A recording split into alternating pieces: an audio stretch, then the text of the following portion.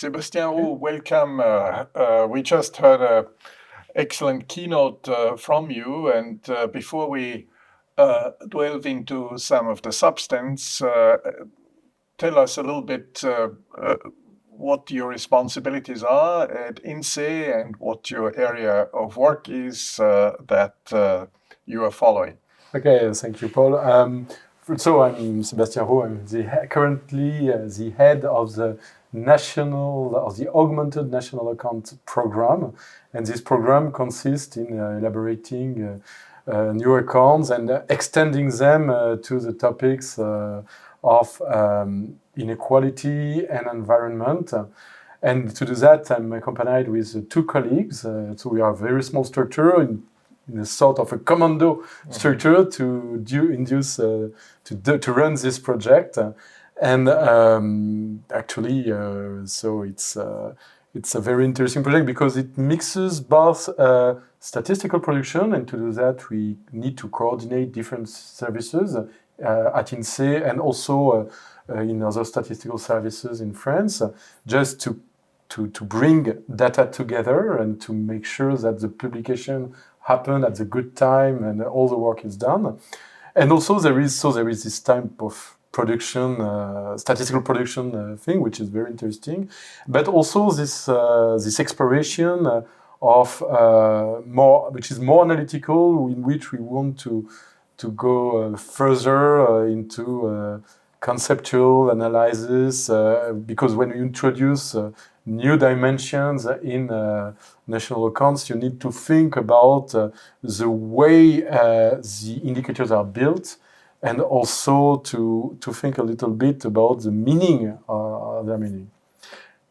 So this is really the sort of research end of measurement that INSEE is undertaking. We heard a lot about GDP and the national accounts in this conference. We also heard a lot about beyond GDP. And you presented a set of augmented accounts. Now, many people will be familiar, will have heard of satellite accounts. And I'm sure INSEE has also been working on satellite accounts.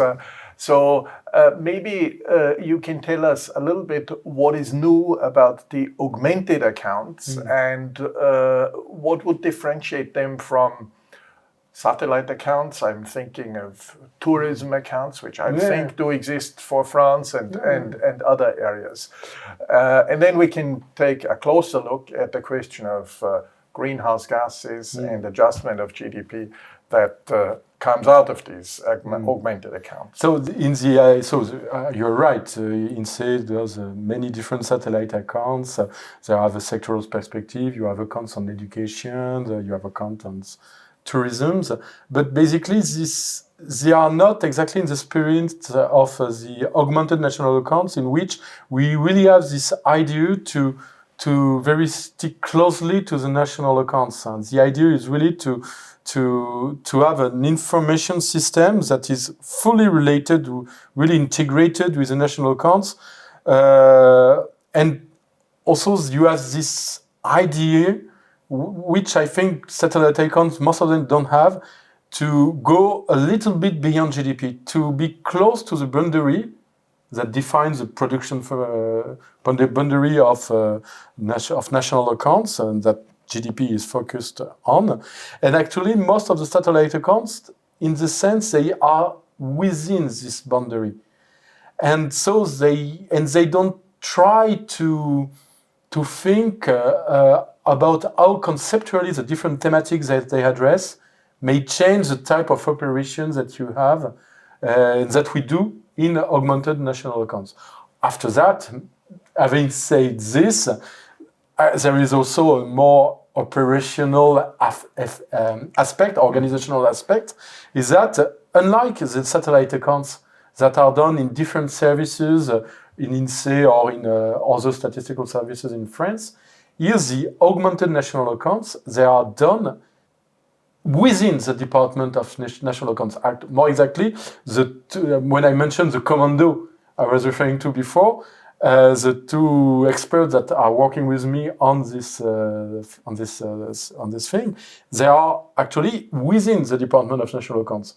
I have a rather slightly different positions because it gives me the legitimacy to coordinate the thing with other services. But basically, you have really this direct implication of national accounts, which is, I think, a marker of this project, and that you see that both in the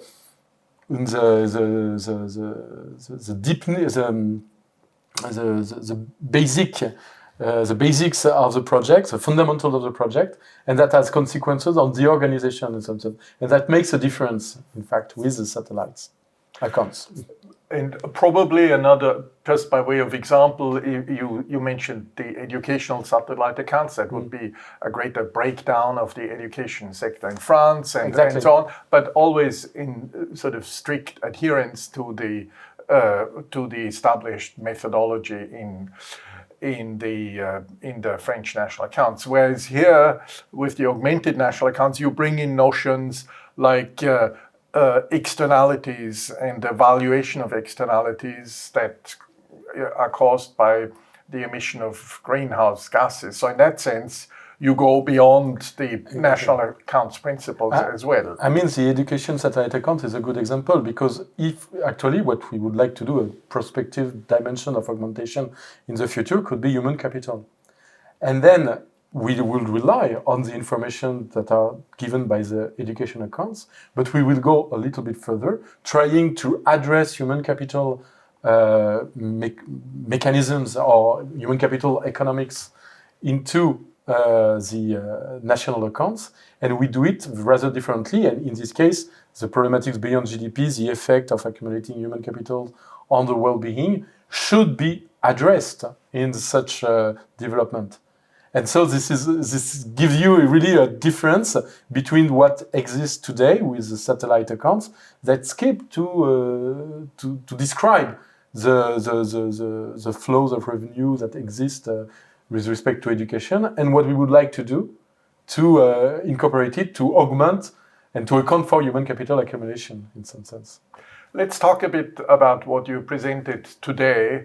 The idea being, as far as, if I had to capture this sort of in one sentence, the idea being that we want to account for the fact that climate capital is being exhausted through the emissions of greenhouse gases, an effect that is not normally captured in our macroeconomic measures. So if we account for depreciation or depletion of other capital types, we don't account for the eating up, so to say, of climate capital.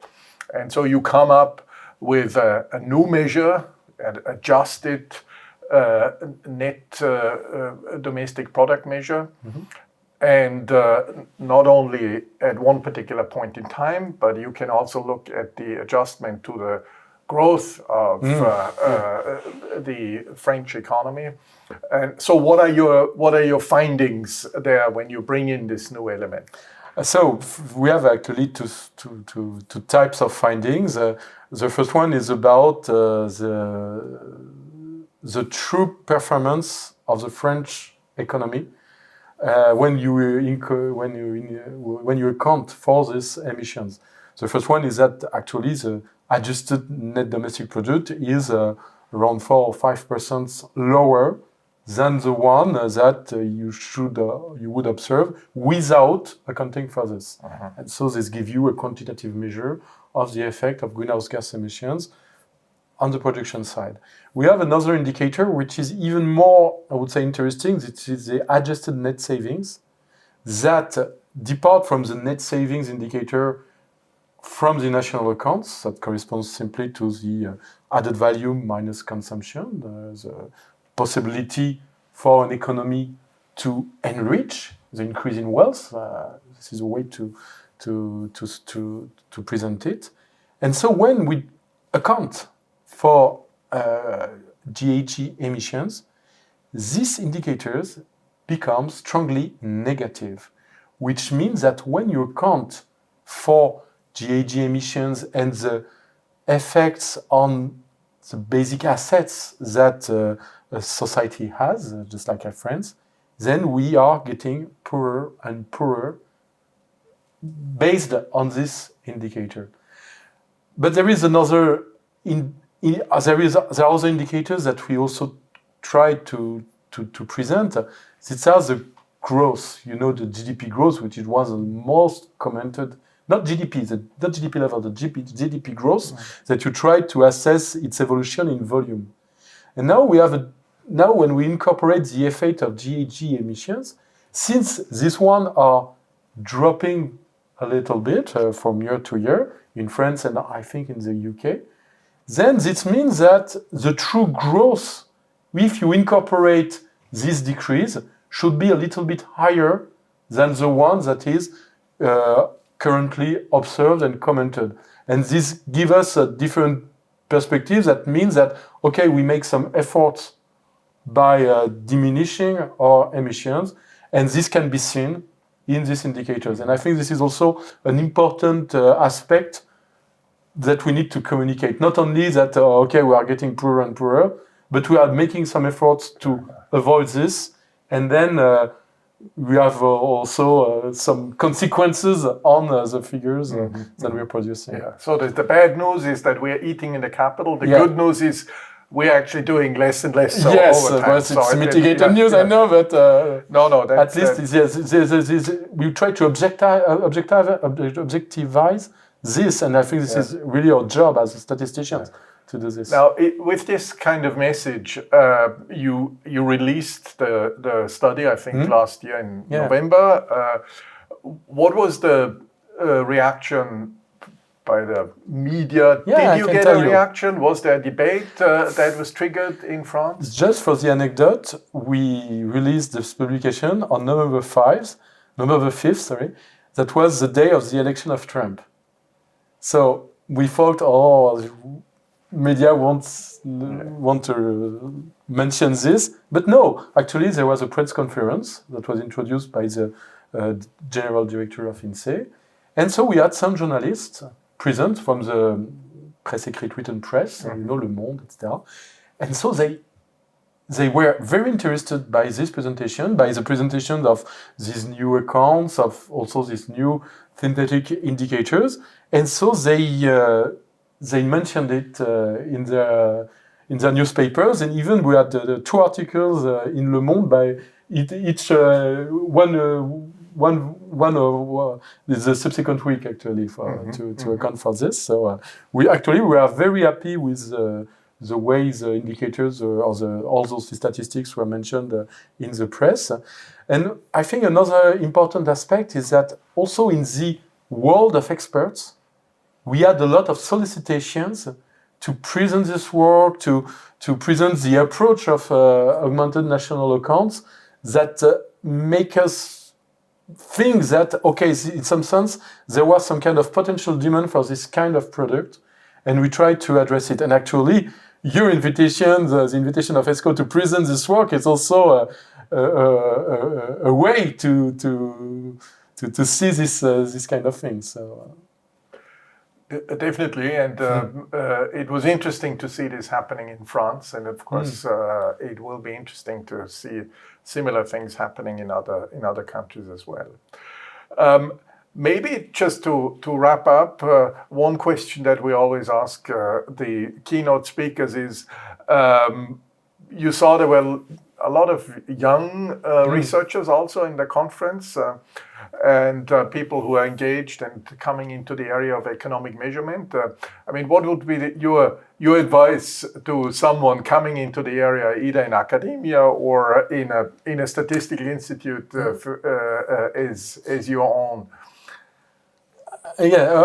Actually, I have a particular career at INSEE because actually during my career I have alternated academic positions, more in research centers, in CREST or in Banque de France, and also in INSEE at more management positions and being occupied with production statistics. So actually I know both aspects of the work, and I think I think it's a true enrichment to have both aspects. I'm very happy when I was on the production side to have some academic perspective on things and to be able to would say to be an advisor, especially when with the French government, with it in demand, not only on the figures but also on the stories behind the figures, and having a good knowledge of theory, etc., provided by my academic work, helped me very much to that. And from the academic perspective, having a good knowledge of the data, of what we can say with this, of how they are built, is also was also a very good thing. But I think there